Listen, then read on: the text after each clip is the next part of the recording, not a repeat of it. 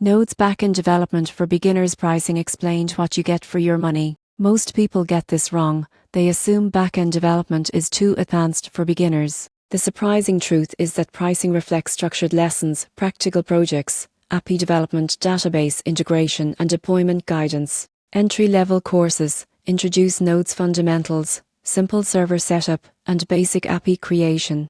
Ideal for beginners exploring backend development. Mid-tier courses include routing middleware, database integration with MongoDB, and real-world project examples. Students gain practical skills to build functional backend systems. Premium courses offer advanced architecture patterns, authentication, testing, deployment strategies, and full-stack integration. Perfect for learners aiming for professional backend development roles. Most people get this wrong by judging only the price. True value comes from hands-on experience, practical projects, and the ability to build production-ready backend systems. In conclusion, Node's beginner course pricing reflects lesson depth, project complexity, and real-world applicability. Investing in the right course ensures strong foundation skills, confidence, and readiness for professional backend development.